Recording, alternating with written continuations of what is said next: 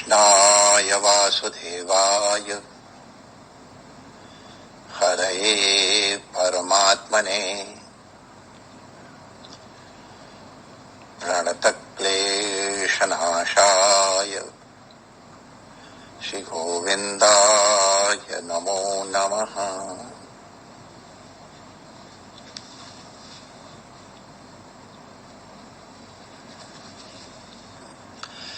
ठाकुर हमरे रमण बिहारी, हम हैं रमण बिहारी के साधु सेवा धर्म हमारा, काम न दुनियादारी से।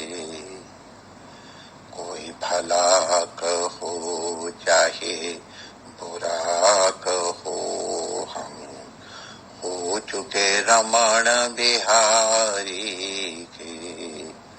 हम हो गए यमुना मैया के, हम हो गए सद्गुरु प्यारे के। हम हो चुके रमण बिहारी के।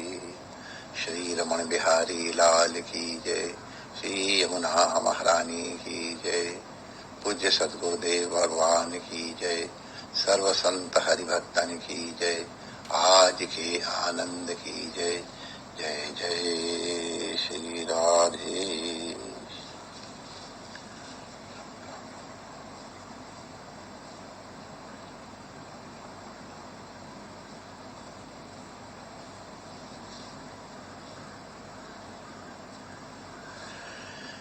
नारायण नारायण नारायण नारायण।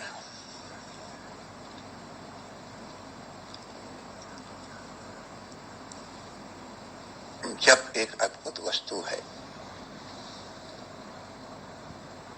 वो हमारा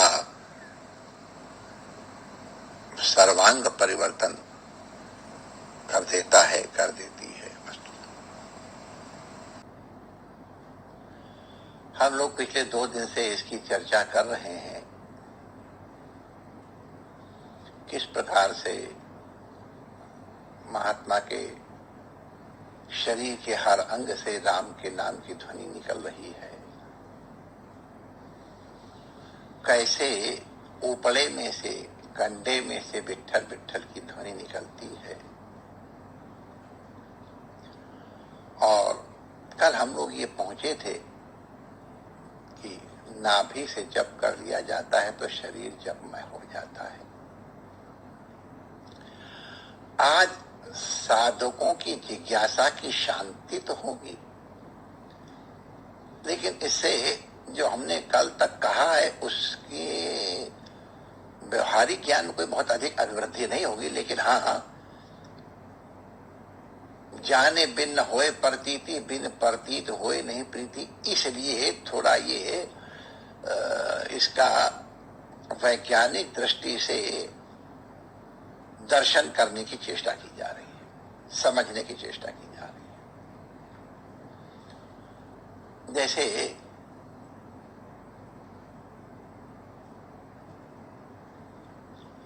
हमारी ये समझ में नहीं आ रहा था,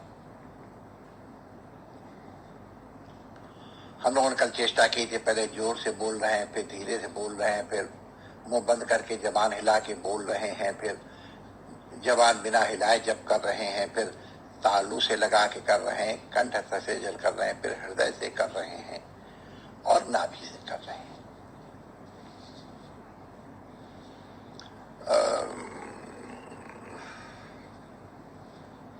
तो एक विज्ञान का विद्यार्थी यहां तक तो जब मान लेगा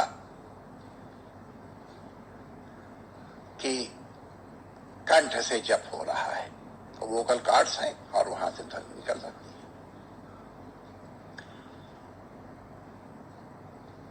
लेकिन नाभि से कैसे जप होगा? वहां तो कोई सिस्टम ही नहीं है तरंग उठने का। लेकिन हमारे व्याकरण के, संस्कृत व्याकरण के जो विद्वान हैं, जो स्फोटवाद को समझते हैं, जानते हैं, स्फोटना स्फोटा, तो उनको मालूम है कि वाणी कई तरह की होती है।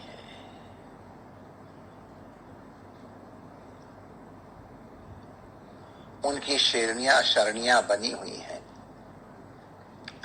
अब वो गंभीर व्याकरण का विषय है, वो हम नहीं कह रहे। वो ये हम जो बोल रहे हैं शब्द इस तरह, उससे अधिक सूक्ष्म वो और सूक्ष्म, और एकदम जैसा हमने बताया कि संपूर्ण शरीर जप में हो जाता है, नाभि से जप होता है। तो नाभि से कैसे जप होता है, ये साइंटिफिकली हम लोग कैसे मान लें? तो हम लोग इसको इस तरह से समझें कि अच्छा, किसी दिन और अवसर आएगा तो हम लोग जप को उस दृष्टि से भी समझने की चेष्टा करेंगे। आज हम लोग केवल जो उच्चारण हो रहा उसकी बात करते हैं कि जप के उच्चारण के लिए ध्वनि चाहिए, मैंने तरंग चाहिए। वह तरंगे वोकल कॉर्ड से उत्पन्न होती हैं। तो विज्ञान वाले, फिजिक्स वाले कहेंगे कि ध्वनि कंठ से या वोकल कॉर्ड से जब उसमें तरंगे उठती है तो उससे उत्पन्न होती है। ठीक है, लेकिन वोकल कॉर्ड्स में कहां से आती है? तो हमको मालूम है कि वोकल कॉर्ड्स में ध्वनि उत्पन्न हो, इसके लिए फुफ्फुस या फेफड़े में से हवा ऊपर फेंकी जाती है और ये मुख में अंदर और कुछ बाहर ऐसे चेष्टाएं की जाती हैं कि नाना प्रकार के शब्द उत्पन्न हो जाते हैं।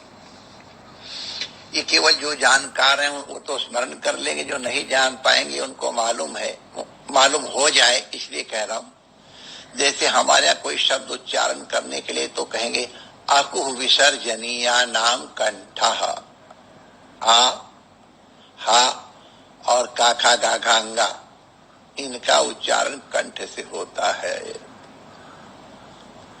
चाछा जाझा इया और इकार और तालव्य शा, इनको तालु से बोला जाता है। चवर्ग माने चाछा जाझा इया, देखो जबान अपनी तालु पे लगे, चाह इचु ईसा नाम तालु।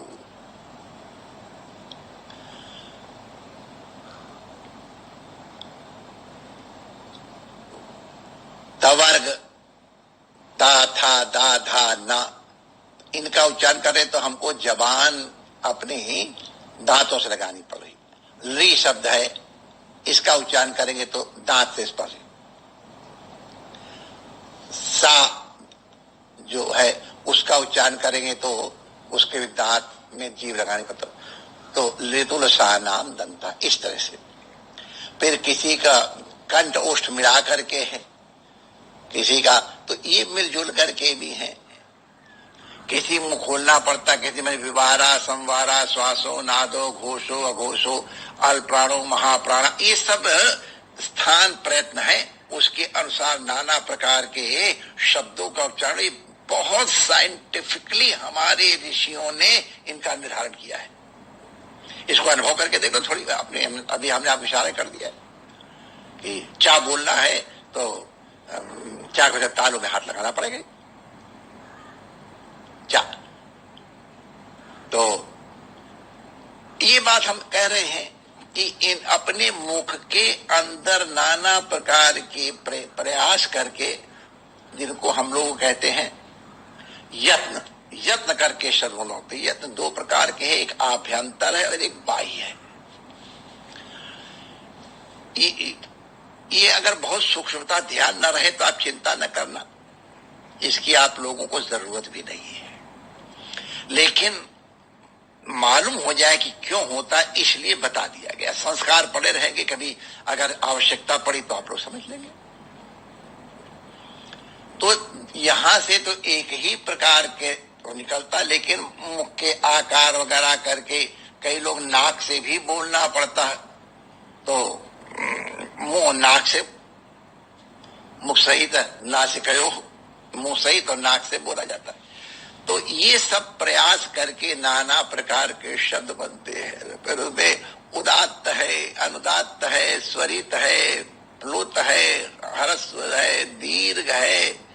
ये सब के सब भेद हैं और संगीत शास्त्र इन्हीं की साधना है। जप भी इनकी परिणति है। तो हमारा अब मुख्य विषय पे आ जाए कि ये तालु, ये कंठ में जो वोकल कॉर्ड्स हैं उनमें ध्वनि उत्पन्न होती है। वोकल कॉर्ड में ध्वनि कहां से उत्पन्न होती है? जब फेफड़े से हवा आती है।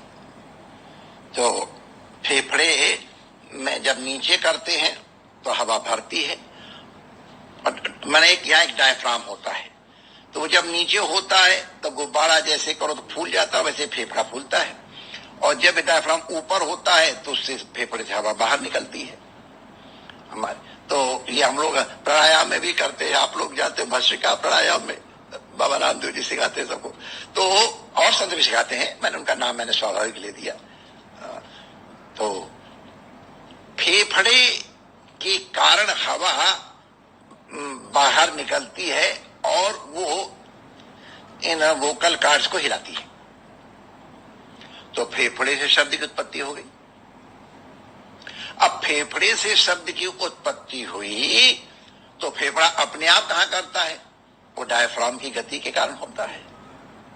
डायफ्राम नीचे गया तो भरेगा, डायफ्राम ऊपर जाए तो फेफड़ा खाली हो जाएगा। तो इसका मतलब अब फेफड़े से शब्द का मूल ना होकर के ये डायफ्राम में हो गया। डायफ्राम ऊपर नीचे कैसे होता है? तुम्हारे मसल्स कहेंगे, हम लोग नाड़ी कहेंगे, आप मसल्स कह रहे हैं, जो खींचने वाला। तो वो जो है जब नीचे खींचता है तो डायफ्राम को, तो डायफ्राम अपने आप नहीं तो नाड़ियां खींचती बैठाती हैं। तो वो नाड़ियां का केंद्र यहाँ पर होता, हम लोग जानते हैं। तो आप लोग कोई शब्द को उच्चारण करके देखो तो दुखों को यहाँ लगेगा कि हाँ यहां से हो रही है। तो ये सभी नाड़ियों का केंद्र यहाँ पर माना जाता है। अब साइंस वालों को तो नहीं मिलेगा, लेकिन हमारे योग वालों को यहाँ पर षटचक्र इत्यादि है, उनका भी अनुभव होता है, साक्षात्कार होता है। तो यहाँ से शब्द की उत्पत्ति होती है और संपूर्ण समग्र शरीर में वो नाड़ी वितरित हैं। इसलिए जब यहां से नाड़ियों के कारण हमने शब्द की उत्पत्ति मान ली तो वो शरीर के साथ एकाकार हो जाती हैं और समग्र शरीर जपमय हो जाता है।